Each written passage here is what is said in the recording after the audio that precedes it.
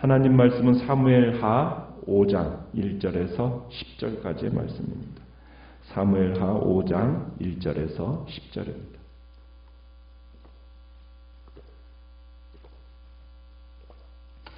사무엘하 5장 1절입니다.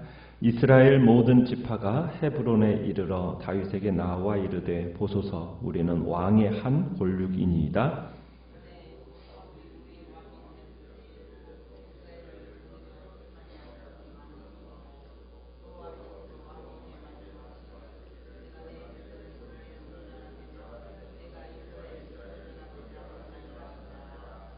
이에 이스라엘 모든 장로가 헤브론에 이르러 왕에게 나아오매 다윗 왕이 헤브론에서 여호와 앞에 그들과 언약을 맺음에 그들이 다윗에게 기름을 부어 이스라엘 왕으로 삼으니라.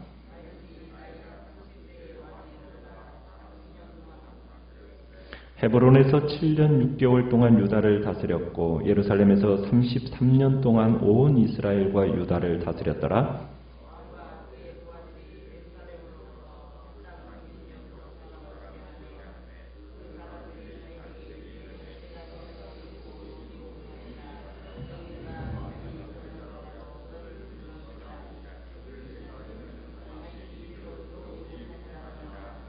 다윗이 시온 산성을 빼앗았으니 이는 다윗 성이더라.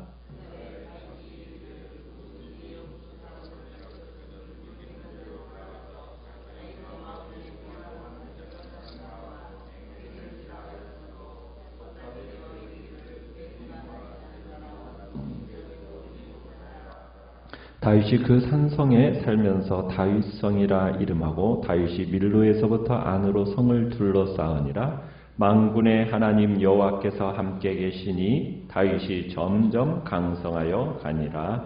아멘.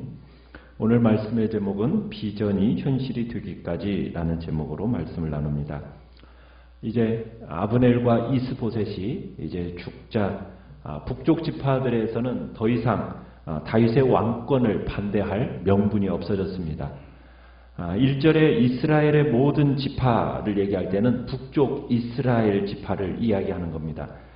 이스보셋마저도 잃어버린 이제 북쪽 지파들은 이제 헤브론에 있는 다윗에게로 찾아가서 이제 그 다윗에게 몸을 맡길 수밖에 없었습니다. 왜냐하면 이제 더 이상 바라볼 수 있는 지도자가 다윗밖에 없는 거예요. 아브넬도 없고 또 이제 이스보셋도 없는 지금 자기들이 할 수 있는 것은 고개를 숙인 채 다윗의 자비에 자신을 맡기는 것, 이거밖에 할 수밖에 없는 상황에 처해 있던 겁니다. 그래서 이스라엘 사람들이 헤브론에 있는 다윗을 찾아가게 됩니다. 이스라엘 모든 지파가 다윗에게 나오면서 고백하는 내용이 있습니다. 이스라엘 모든 지파가 이제 이스라엘의 모든 장로들이 다윗을 왕으로 세우는 데 있어서 세 가지 명분을 이제 제시하고 있는데요. 첫 번째는 1절에 보면 뭐라고 얘기하냐면 다윗과 자신들은 뭐라는 거예요? 한 골육입니다. 이렇게 얘기하고 있습니다. 골육. 이 골육이라는 말이 무슨 뜻입니까? 생사고락을 같이 해온 사이요 피를 나눈 친척관계라는 의미가 골육이라는 의미입니다. 자, 그래서 비록 사울이 죽은 후에 정치적인 이유 때문에 지난 7년 동안 두 개의 나라로 존재해 왔지만 근본적으로 이스라엘과 유다는 같은 민족이라는 거죠. 그래서 이제 이스라엘이 다윗을 왕으로 추대하는 것은 당연한 일입니다. 라는 지금 그런 주장을 펼치고 있는 겁니다. 두 번째는 2절에 보면 전에는 사울이 우리 왕이 되었을 때 이스라엘을 거느려서 출입하게 하신 분이 당신입니다. 이런 뜻입니다. 이게 무슨 의미입니까? 사울의 군인으로서 다윗을 이제 자신들은 다윗과 생사를 같이 한 적이 있다는 거예요. 그래서 지금 다윗은 유다를 통치하는 왕으로서 있지만은 한때 사울 밑에서 함께 사울 왕을 섬기면서 같은 군대에 속해 있었던 같은 나라, 같은 민족으로서 함께 있었다는 일을 지금 회고하고 있는 겁니다. 특히 이날 다윗을 찾은 상당수의 사람들이 다윗의 지휘 아래서 사울과 이스라엘을 위해 전쟁에 참가했던 경험이 있었던 사람들이었던 거죠. 세 번째는 2절 중반절에 보면 이렇게 얘기하죠. 여호와께서도 왕에게 말씀하시기를 네가 내 백성 이스라엘의 뭐가 되며? 목자가 되며 그 다음에 내가 이스라엘의 뭐가 되리라? 주권자가 되리라. 이렇게 말씀하셨다는 거예요. 그러니까 이미 오래전에 하나님께서 사무엘을 통해서 다윗이 사울의 뒤를 이어 이스라엘의 왕이 될 것을 선언하셨어요. 자신들이 이 예언을 성취하기 위해서 왔다. 지금 이런 식으로 말을 하고 있습니다. 그러니까 지금 다윗과 같은 신앙의 근거에서 지금 당신 다윗을 찾아왔습니다. 이렇게 얘기하고 있는 겁니다. 그러니까 여호와께서라고 하면서 여호와의 이름을 먼저 언급하면서 지금 자신들이 찾아온 것이 지금 북쪽의 상황이 악화됐기 때문에 찾아왔다. 이런 의미를 얘기하는 게 아니라 우리는 여호와의 뜻을 이루기 위해서 당신을 찾아 왕을 삼고자 하는 겁니다. 라고 하면서 지금 여호와 하나님을 앞세우면서 그렇게 강조를 하는 거죠. 그러면서 목자라는 단어를 사용을 하면서 이 목자는 아버지가 아이들을 먹이고 보호하는 것처럼 양들을 보호하는 그런 아버지상이 매우 강한 이미지가 목자거든요. 그러니까 목자는 왕에게 백성을 보호하고 먹이고 보살피고 양육해야 할 의무가 있는 사람입니다. 라는 그런 의미 속에서 호칭으로서 지금 목자라는 단어를 사용하고 있습니다. 그러면서 북쪽의 이 장로들이 목자 이미지를 사용하면서 다윗에게 왕으로서의 책임이 무엇인지, 그리고 그가 처음 사무엘에게 기름 부음을 받았을 때 그때 다윗의 직업이 뭐였습니까? 목자였잖아요. 그러니까 그 목자의 이미지를 사용함으로써 다시 한번 그때를 상기시키고 있는 겁니다. 그리고 또 뭐라고 불렀다고요? 주권자 이렇게 부르고 있죠. 왕이라고 부르지 않고 주권자 이렇게 부르고 있는 것은 여호와의 왕권을 그대로 인정하고자 해서 부르는 단어가 주권자입니다. 다윗이 비록 이스라엘의 왕이지만은 여호와의 통치 아래에서 이들을 인도해야 할 종교적인 책임이 있는 사람입니다라는 것을 강조하기 위해서 지금 주권자라는 단어를 사용하고 있는 겁니다. 그렇게 해서 이제 이스라엘 모든 장로들이 헤브론에서 다윗을 이제 기름을 부어서 왕으로 삼습니다. 자, 이때 이스라엘 전체 이제 통합 왕이 되는 거예요. 몇 살에 통합 왕이 되었을까요? 37살. 그죠? 37세의 왕이 되는 겁니다. 통합 왕이. 왜냐하면 헤브론에서 몇 년? 7년 반 동안 유다 왕으로 군림했었고 앞으로 몇 년 동안 이제 통일 이스라엘을 다스리게 되는 겁니까? 33년을 다스리게 되는 거죠. 그러니까는 결국에는 70세에 이제 솔로몬에게 왕권을 이제 넘겨주고 죽으니까 30세에 헤브론에서 다윗이 왕이 되어서 유다를 7년 반 동안 다스리고 그리고 이제 33년 동안 통일 이스라엘을 다스리면서 40년 이제 통치를 다윗이 하게 되는 겁니다. 이제 다윗이 드디어 이스라엘의 왕이 되었습니다. 그런데 과연 이스라엘의 왕으로서 통치적인 능력이 다윗이 있느냐? 이제 그것이 이제 어디를 통해서 나타나게 되냐면 그 다음에 나오는 예루살렘 탈환 작전을 통해서 이제 진정 이스라엘의 왕이 될 자격이 있음을 강조하게 됩니다. 예루살렘 이 탈환이라는 것은 다윗의 군사적인 능력을 과시하기에 충분한 사건이었습니다. 이 예루살렘 정복이야말로 다윗 정권의 안정과 위상을 다지는 그 굉장히 중요한 동기가 됩니다.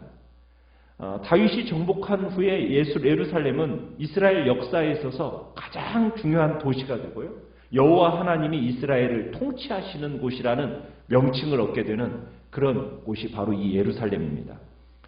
본래 이 예루살렘은 정복시대인 여호수아 시대 때 어느 지파에게 주어졌었느냐면 유다 지파에게 주어진 땅입니다. 그런데 유다 지파가 이 예루살렘 성을 정복하지를 못했어요. 그래서 정복시대 이후로 400년 동안 이스라엘에게 속하지 않은 땅이 바로 이 예루살렘입니다. 왜냐하면 예루살렘이 지형이 굉장히 험난하고 복잡했어요. 그래서 지극히 적은 숫자를 가지고도 수많은 적들을 쉽게 방어할 수 있는 난공불락의 요새가 바로 예루살렘이었던 겁니다. 그런데 이 일을 누가 해낸 거예요?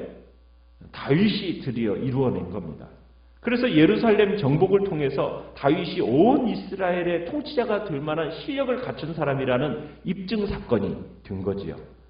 그래서 이제 6절부터 10절까지의 전체적인 내용은 이런 겁니다. 다윗이 이제 예루살렘 정복에 나서게 돼요. 그러자 그곳에 거주하고 있는 여부스 거민들이 이제 이 다윗을 비웃습니다. 그도 그럴 것이 이스라엘 사람들이 지난 400년 동안 한 번도 이 여부스 족속에서 예루살렘을 빼앗아 본 적이 없었거든요. 그러면서 성을 정복하겠다고 쳐들어온 다윗을 향해서 뭐라고 빈정대고 있습니까? 맹인과 다리 저는 자라도 너를 물리치리라. 이런 식으로 빈정된 겁니다. 그만큼 예루살렘은 천연적인 난공불락의 요새였던 거예요. 여부 사람들이 이렇게 조롱해도 전혀 이상한 게 아니었던 겁니다. 여기가 감히 어디라고 니네들이 들어오겠다는 거냐. 너희들 정도는 우리 중에 안못 보는 맹인들, 다리 저는 사람, 그 사람들도 이긴다. 이런 식으로 참으로 빈정 이렇게 놀리면서 천의 요새를 믿고 자만했던 거죠. 그렇게 다윗의 군대를 조롱을 했습니다. 자, 그래서 어떻게 했느냐? 이 예루살렘 성이 어떻게 되어 있느냐면요. 북쪽을 제외하고는 세 면이 골짜기로 이렇게 둘러싸여 있습니다. 그리고 해발 600m 높이에 위치해 있어요. 그래서 외부의 적들이 쉽게 침략할 수 있는 곳이 아니에요. 그런데 예루살렘에는 그렇게 고지되면은 뭐가 귀할까요? 물이 귀합니다. 물이 귀해요. 물이 아주 귀해요. 그래서 이 예루살렘 성의 사람들은 성 동쪽에 있는 그 기드론 계곡이라는 곳에서 기온 샘으로부터 물을 길어다가 사용을 했어요. 근데 그게 바로 이 성의 아킬레스건이었어요. 평상시에는 큰 문제가 없어요. 그런데 전쟁이 딱 일어나서 포위를 해버리면 어떤 일이 일어나요? 성 밖으로 물을 길러가는 일이 어려워지는 거예요. 물 공급에 대한 특별한 대책이 필요했다고요. 그래서 예루살렘 주민들이 뭘 만들었느냐? 수로를 만들었습니다. 수로를. 그래서 기온샘의 물을 성 안으로 끌어들여올 수 있도록 이제 수로를 만들었는데 최고의 전략가인 이 다윗이 어떻게 합니까? 8절에 보면 어디로 올라가서? 물 깃는 대로 올라가서. 그러니까 수로를 타고 올라가서 어떻게 했다라는 거예요? 여부스 족속을 쳐서 성을 정복했다라는 겁니다. 그렇게 해서 가나안 정복이 시작된 지 400년 만에 누구도 이루지 못했던 그 대성과를 올리게 된 거죠. 그래서 예루살렘은 다윗 정권의 수도가 됩니다. 참으로 기막힌 절묘한 선택이었어요. 왜냐하면 수도를 정함에 있어서 북쪽 도시를 수도로 삼는다면 누가 소외감을 느끼겠습니까? 유다 사람들이 소외감을 느끼겠죠. 그런데 또 헤브론을 그대로 유다에 속해 있던 헤브론을 그대로 그냥 수도로 삼는다면 또 누가 소외감을 느끼겠어요? 북쪽 이스라엘 사람들이 소외감을 느끼는 거예요. 그런데 다윗은 400년 동안 이스라엘이 한 번도 정복해보지 못했던 그 무인지대인 그 예루살렘을 점령함으로써 자신의 실력도 과시되어질 뿐만 아니라 통치상 적합한 수도를 얻어냈던 거예요. 그러니까 예루살렘은 지형적으로 다른 어떤 도시보다도 이스라엘 동서남북을 이렇게 효과적으로 통치할 수 있는 그런 위치에 있었던 거죠. 그래서 다윗이 이 예루살렘을 자신의 수도로 삼음으로 말미암아 유다 지파에 대한 특혜를 베푼다 이런 의혹도 씻어버리고 이스라엘을 효율적으로 통치할 수 있게 된 겁니다. 다윗이 이 예루살렘을 이름을 불렀죠. 9절에 보니까 뭐라고 이름을 불렀습니까? 다윗성 이렇게 붙였어요. 그리고 여부스 족속들이 통치한 때보다도 더 강하게 보수공사를 합니다. 자신의 통치와 연관해가지고 새로운 정체성을 부여한 거죠. 그리고 뭐라고도 불렸느냐면 6절에 가보면 7절에 시온산성 이렇게도 불렀죠. 시온산성. 그래서 이렇게 이제 다윗이 성공할 수 있었던 이유에 대해서 10절에 정확하게 평가를 내리고 있습니다. 뭐라고 평가를 내리고 있어요?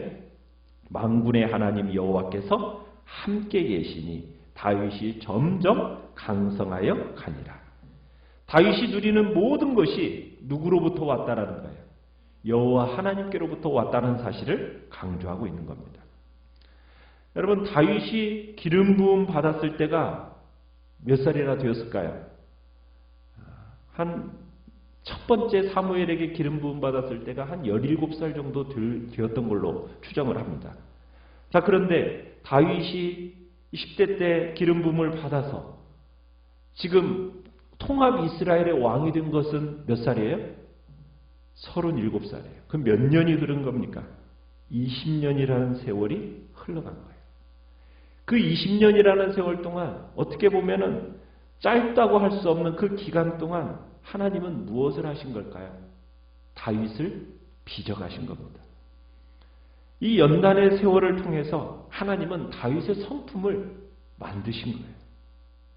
생사를 넘어드는 그런 위기의 순간에서 다윗은 하나님을 원망하거나 환경을 불평하지 않고 오히려 그 위기 가운데서 살아계신 하나님을 바라보고 그분을 깊이 묵상해내면서 무슨 시를 짓고 있습니까?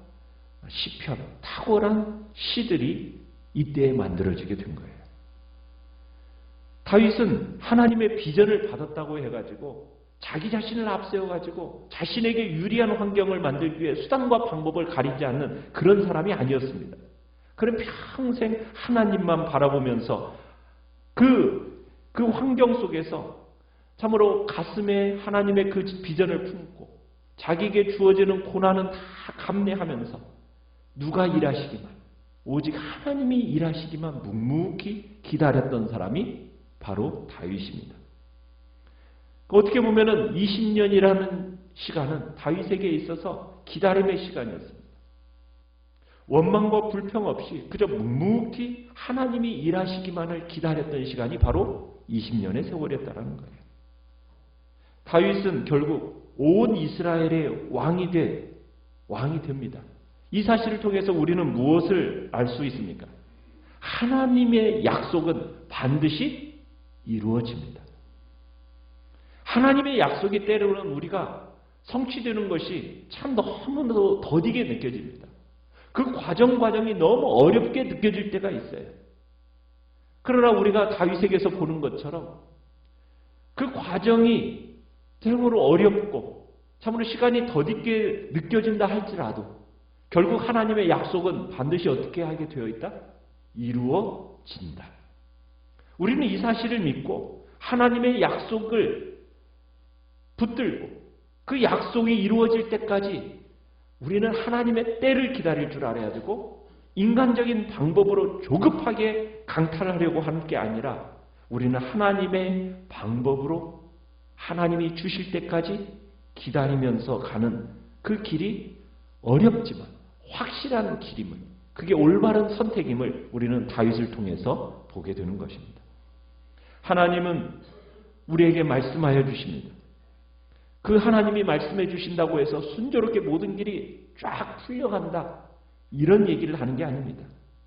때로는 방향을 잃어버리기도 하고 때로는 헤매기도 하고 때로는 모든 것이 딱 교착 상태에 딱 붙어 있어가지고 꼼짝 못하는 경우도 있지만 우리는 겸손히 하나님의 섭리를 기다리면서 하나님의 원리를 터득해가면서 하나님의 사람으로 준비되어져 가고 그렇게 준비되어져 간 그 하나님의 사람을 하나님은 더 큰 일에 충성되이 일을 감당할 수 있는 사람으로 만들어 가시는 것입니다.